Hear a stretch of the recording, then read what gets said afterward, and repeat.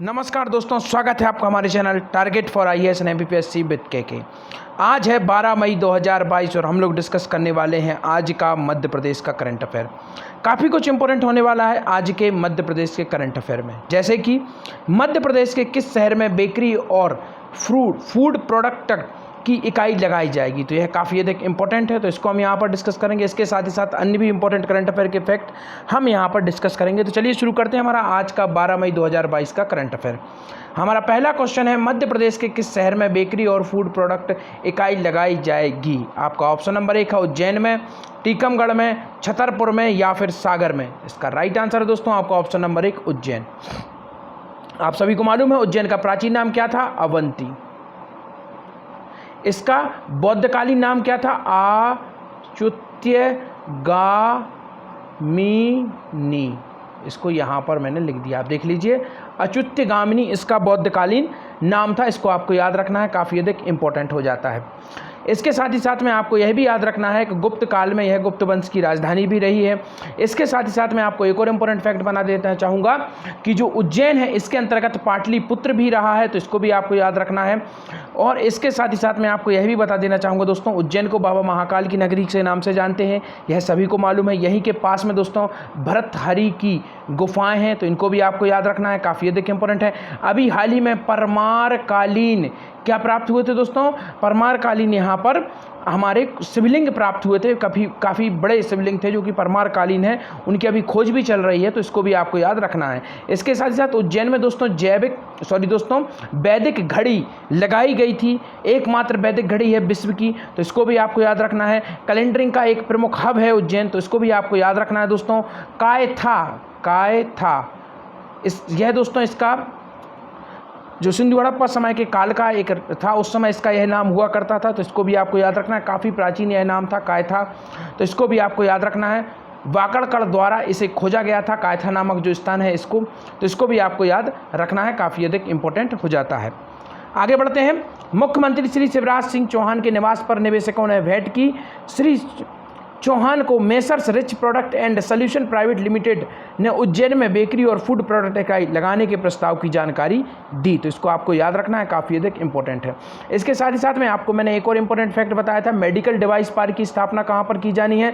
वह भी उज्जैन में की जानी है, तो इसको भी आपको याद रखना है। और ड्रग सेंटर की स्थापना कहाँ पर की जानी है? जहाँ पर बड़ी मात्रा में दवाइयाँ निर्माण किया जाएगा, तो इसकी स्थापना करनी है होशंगाबाद में, तो इसको भी आपको याद रखना है, काफ़ी अधिक इंपॉर्टेंट हो जाता है। आगे बढ़ते हैं। जनजातीय प्रकोष्ठ का शुभारंभ कहां पर किया गया? अगेन काफ़ी अधिक इंपॉर्टेंट यह क्वेश्चन है, तो आपका ऑप्शन नंबर 1 है राजभवन में, विधानसभा में, मुख्यमंत्री निवास या फिर इनमें से कोई नहीं। इसका राइट आंसर है दोस्तों आपका ऑप्शन नंबर 1 राजभवन। राजभवन में क्या है दोस्तों? मध्य प्रदेश के जो राज्यपाल है उनका निवास स्थल राजभवन होता है, तो इसको भी आपको याद रखना है, काफ़ी अधिक इंपॉर्टेंट है। मुख्यमंत्री निवास कहाँ पर है? श्यामला हिल्स पर है। और विधानसभा कहाँ पर है? अरेरा हिल्स पर है। और जो राजभवन है यह भी अरेरा हिल्स पर है, तो इसको आपको याद रखना है, काफ़ी अधिक इंपॉर्टेंट हो जाता है। चर्चा हुई है राज्यपाल की, तो राज्यपाल से संबंधित कुछ इंपॉर्टेंट फैक्ट आपको बता देता हूं। मध्य प्रदेश के प्रथम राज्यपाल थे पट्टाभी सीतारामैया, और यह 1948 में कांग्रेस के चेयरमैन थे, और इसके साथ ही साथ यह भारतीय राष्ट्रीय कांग्रेस में सदस्य भी 53 उसके साथ ही साथ हमारी जो संविधान सभा थी उसके भी यह सदस्य थे, तो इसको भी आपको याद रखना है। राज्यपाल का प्रावधान किस अनुच्छेद में होता है दोस्तों? 153 में राज्यपाल का प्रावधान होता है दोस्तों। 154 में इसकी कार्यपालक शक्ति की बात की गई है, 155 में इसकी नियुक्ति की बात की गई है, 156 में इसका दोस्तों कार्यकाल होता है, 157 में इसकी अहर्ताएँ होती हैं, अर्थात 35 वर्ष की आयु पूरी कर ली हो, पागल या दिवालिया ना हो, भारत का नागरिक हो, तो यह सभी अहर्ताएँ होती हैं इसकी। 159 के अंतर्गत अर्थात राष्ट्रपति द्वारा इसको शपथ दिलाई जाती है। इसके साथ ही साथ आप देखेंगे 160 आपातकाल की शक्तियाँ दी गई हैं, 161 क्षमादान की शक्तियाँ दी गई हैं, 163 के अंतर्गत प्रावधान है कि राज्यपाल को सलाह देने के लिए एक मंत्री परिषद होगी, अर्थात राज्यपाल मंत्री परिषद के आधार पर अपने कार्य करेगा। 165 के अंतर्गत क्या होता है? राज्य का महाधिवक्ता होता है, काफी अधिक इंपॉर्टेंट है। और कौन है मध्य प्रदेश के महाधिवक्ता? इसका जवाब आपको देना है, वर्तमान महाधिवक्ता कौन है? इंटरनेट पर सर्च करिए, क्योंकि स्वयं मुख्यमंत्री शिवराज सिंह चौहान, उनकी विदेश यात्रा थी, अभी आपको मालूम है 10 तारीख को सुप्रीम कोर्ट का ऑर्डर आया था कि मध्य प्रदेश में जो चुनाव होगा, पंचायती चुनाव, नगर पालिका चुनाव, वह बिना ओबीसी आरक्षण के कराए जाएंगे। और इसी को पुनः रिव्यू पिटीशन डालने के लिए मध्य प्रदेश के जो जनरल हैं, सॉलिसिटर जनरल जिन्हें कहा जाता है, उनसे मिलने के लिए वह दिल्ली गए हैं। तो आपको यह भी याद रखना है कौन है, इसके बारे में आपको बताना है। इनका प्रावधान 165 में होता है, राज्य के महाधिवक्ता इसे कहा जाता है, तो इसको आपको याद रखना है। और 167 के अंतर्गत प्रावधान होता है कि जो राज्यपाल है वह राज्य की जो भी कार्य प्रणाली है, पूरी जानकारी उसके बारे में जानकारी ले सकता है मुख्यमंत्री से। और एक अन्य इंपॉर्टेंट फैक्ट आपको बता देना चाहूँगा कि हमारे वर्तमान 30वें नंबर के राज्यपाल हैं राज्यपाल मंगू भाई पटेल। इसके साथ ही साथ में 2016 में गुजरात की प्रथम महिला मुख्यमंत्री थी, कौन थी? आनंदीबेन पटेल। वह भी आगे चलकर मध्य प्रदेश की राज्यपाल हुई हैं, मध्य प्रदेश और यूपी दोनों की राज्यपाल वह रही हैं। तो इनको भी आपको याद रखना है, काफ़ी अधिक इंपॉर्टेंट है। आगे बढ़ते हैं, देखते हैं क्या है पूरी न्यूज़। राजभवन में महिम गवर्नर एमपी श्री मंगू भाई पटेल जी के साथ जनजातीय प्रकोष्ठ का मुख्यमंत्री श्री शिवराज सिंह चौहान ने किया शुभारंभ। आगे बढ़ते हैं, राज्य सरकार ने नशीली दवाओं की रोकथाम के लिए किसकी अध्यक्षता में समिति गठित की है? काफ़ी अधिक इंपॉर्टेंट है दोस्तों यह भी। आपका ऑप्शन नंबर 1 है मुख्यमंत्री, राज्यपाल, प्रधानमंत्री या फिर मुख्य सचिव। इसका राइट आंसर है दोस्तों मध्य प्रदेश शासन मुख्य सचिव। मध्य प्रदेश के प्रशासनिक तंत्र का मुखिया होता है मुख्य सचिव। कौन है अभी? इकबाल सिंह बैस, याद रखिए, काफ़ी अधिक इंपॉर्टेंट है। इकबाल सिंह बैस मध्य प्रदेश के क्या हैं? वर्तमान के मुख्य सचिव हैं, 33वें नंबर के मुख्य सचिव हैं। इसको भी याद रखिए दोस्तों। इन्होंने शपथ कब ली थी? 24 मार्च को इन्होंने शपथ ली थी 2020 को। इसको भी याद रखिए, मध्य प्रदेश के मुख्य सचिव अपॉइंट किए गए थे यह 24 मार्च 2020 को। इनका कार्यकाल अभी बढ़ा दिया गया है। और 23 मार्च 2020 को मध्य प्रदेश के मुख्यमंत्री शिवराज सिंह चौहान ने चौथी बार शपथ ली थी मुख्यमंत्री पद की, और ऐसा करने वाले एकमात्र मुख्यमंत्री थे। तो इसको भी आपको याद रखना है, काफ़ी अधिक इंपॉर्टेंट हो जाता है।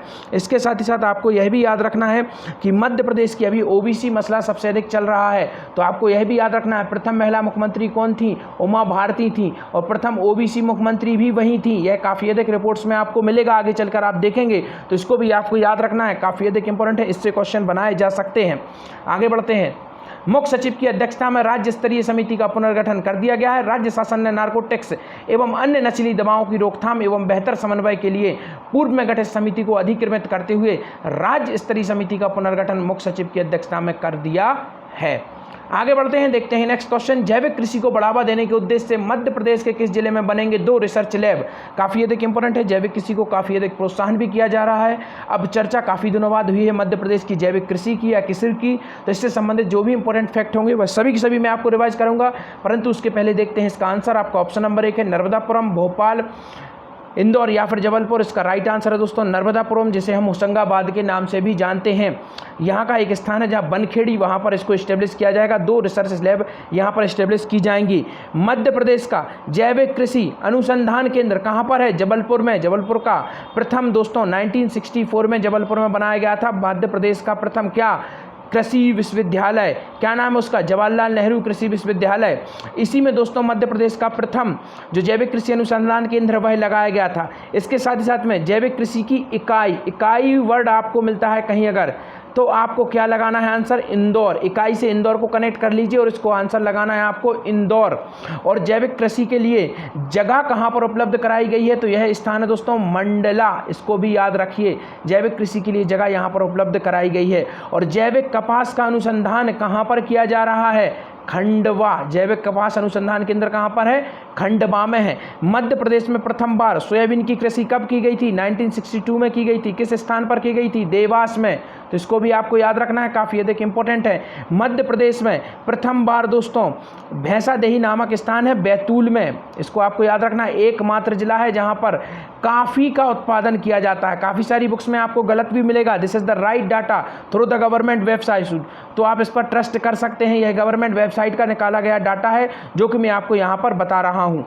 आगे बढ़ते हैं, देखते हैं क्या है पूरी न्यूज़। 2.5 करोड़ रुपए की लागत से बनेंगी के बनखेड़ी में 2 रिसर्च लैब। मंत्री श्री पटेल, जैविक कृषि को मिलेगा बढ़ावा। किसान कल्याण तथा कृषि विकास मंत्री श्री कमल पटेल ने बताया कि जैविक कृषि को बढ़ावा देने के लिए नर्मदापुरम जिले के कृषि विज्ञान केंद्र गोविंद नगर बनखेड़ी में 2,38,44,000 रुपए की लागत से 2 रिसर्च लैब निर्मित की जाएंगी। आगे बढ़ते हैं, देश के किस प्रदेश का जनजातीय विकास बजट देश में सबसे बड़ा है आपका ऑप्शन नंबर 1 है मिजोरम, मध्य प्रदेश, महाराष्ट्र या फिर तमिलनाडु। इसका राइट आंसर है दोस्तों मध्य प्रदेश, अर्थात मध्य प्रदेश का जनजातीय बजट सबसे बड़ा है। और अभी हाल ही में मध्य प्रदेश ऐसा प्रथम राज्य बना जिसने अलग से बालक बजट पेश किया। इसको आपको याद रखना है, बालक बजट पेश करने वाला Madhya Pradesh was the first stage. Madhya Pradesh जनजातीय प्रकोष्ठ के अध्यक्ष कौन है? इसका राइट आंसर क्या होगा? इसका राइट आंसर है दोस्तों श्री दीपक खांडेकर। मध्य प्रदेश जनजातीय प्रकोष्ठ के अध्यक्ष कौन है? श्री दीपक खांडेकर। और यहाँ पर आप एक नाम देख रहे होंगे श्री हर्ष चौहान, यह मध्य प्रदेश के इंदौर से संबंधित है और यह वर्तमान में जो हमारा राष्ट्रीय आपका एसटी आयोग है उसके क्या है? अध्यक्ष हैं। तो अध्यक्ष जनजातीय प्रकोष्ठ श्री दीपक खांडेकर ने बताया कि प्रदेश का जनजातीय विकास बजट देश में सबसे बड़ा है। आज के आपके क्वेश्चन, स्टार्टअप पोर्टल का शुभारंभ किसके द्वारा किया गया? नेक्स्ट है मध्य प्रदेश पवेलियन का शुभारंभ कहां पर किया गया? तो thank you so much watching this video. Telegram channel को जरूर ज्वाइन करिए क्योंकि आपको उस पर मिलेगा 2021 का free of cost Madhya Pradesh का करंट अफेयर। इस लेक्चर की पीडीएफ भी आपको टेलीग्राम चैनल पर मिल जाएगी जिसकी लिंक डिस्क्रिप्शन में है।